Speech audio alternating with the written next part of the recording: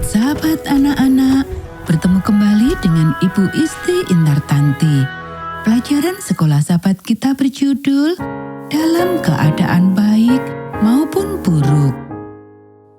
Ayat hafalan Zakaria pasal 7 ayat 9. Beginilah firman Tuhan semesta alam. Laksanakanlah hukum yang benar dan tunjukkanlah kesetiaan dan kasih sayang kepada masing-masing. Poin penting pelajaran kita, seperti Yesus, kita dapat peduli kepada orang lain bahkan ketika kita menghadapi kesulitan. Apakah mungkin untuk mempercayai Tuhan begitu besarnya sehingga kamu dapat melupakan masalahmu dan menunjukkan cinta dan kasih sayang kepada orang lain? Kisah Yesus yang dibawa ke penyaliban adalah kisah tentang kepercayaan kepada Tuhan. Yesus telah mempelajari nubuat-nubuat dan dia tahu bahwa dia akan mengorbankan nyawanya untuk menyelamatkan umat manusia. Namun, dia mempercayai Allah untuk menuntun hidupnya.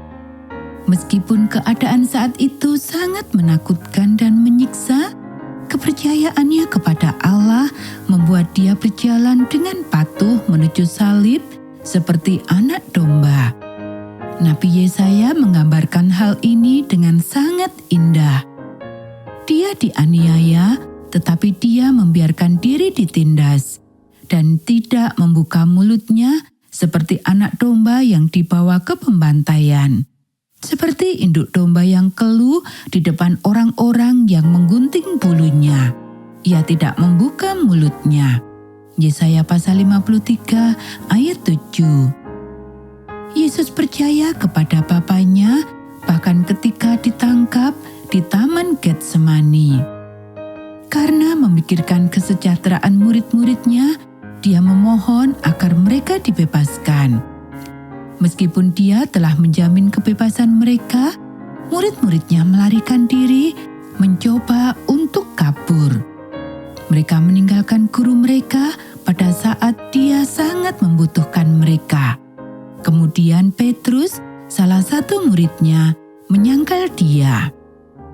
Kepercayaan Yesus kepada Allah tidak goyah, bahkan ketika dia dihina, diejek, dituduh dengan salah, dan 2 kali disiksa dengan cambuk yang mengerikan.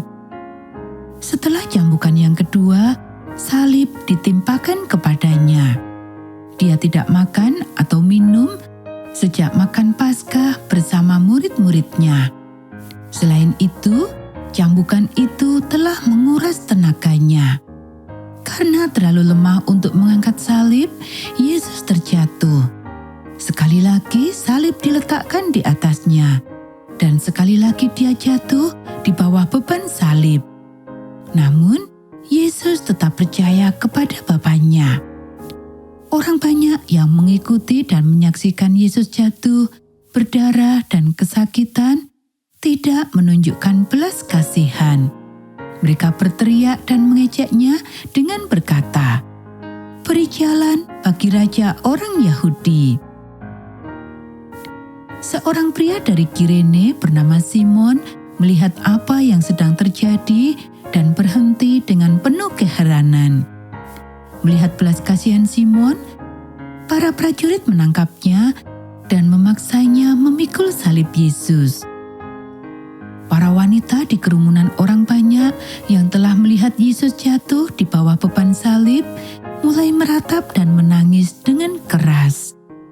Meskipun mereka menunjukkan belas kasihan kepadanya, Yesus tahu bahwa mereka tidak percaya kepadanya sebagai anak Allah. Karena ingin membawa mereka kepada Bapa, dia mengambil kesempatan terakhir untuk memperingatkan mereka tentang kehancuran Yerusalem yang akan datang. Hai putri-putri Yerusalem, janganlah kamu menangisi aku, melainkan tangisilah dirimu sendiri dan anak-anakmu. Kita bisa baca dalam Lukas pasal 23 ayat 28.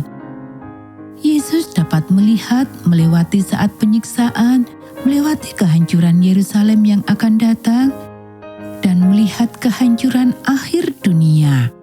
Dia berkata pada waktu itu, mereka akan berkata kepada gunung-gunung, "Timbunilah kami," dan berkata kepada bukit-bukit, "Runtuhlah menimpa kami."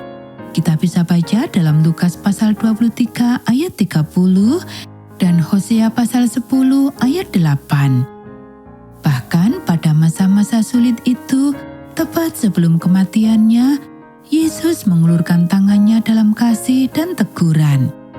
Karena Ia menghendaki supaya jangan ada yang binasa, melainkan supaya semua orang berbalik dan bertobat. Kita bisa baca dalam 2 Petrus pasal 3 ayat 9.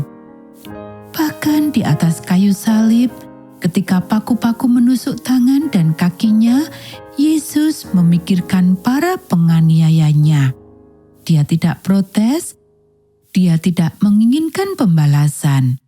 Sebaliknya, dia mengasihani mereka atas konsekuensi yang akan mereka terima karena penolakan mereka terhadapnya. Ia berdoa, "Ya Bapa, ampunilah mereka, sebab mereka tidak tahu apa yang mereka perbuat."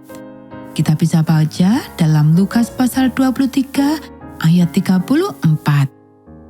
Sungguh suatu bukti yang luar biasa akan kedalaman kepedulian, kasih, dan pengampunan Yesus terhadap mereka yang telah menyiksanya.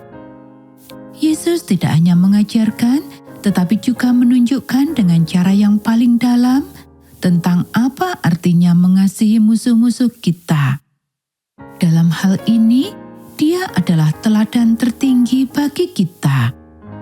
Disalibkan bersamanya ada 2 orang penyamun, satu di setiap sisi. Keduanya mendengar cemoohan dan ejekan dari para imam. Keduanya mendengar Yesus berdoa memohonkan pengampunan bagi para penganiayanya. Keduanya menyaksikan penyerahan dirinya yang penuh kedamaian kepada penyiksaan yang tidak adil.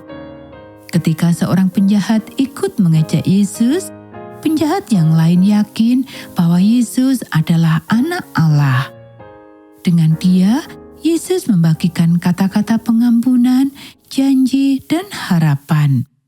"Aku berkata kepadamu, sesungguhnya hari ini juga engkau akan ada bersama-sama dengan Aku di dalam Firdaus." Kita bisa baca dalam Lukas pasal 23 ayat 43.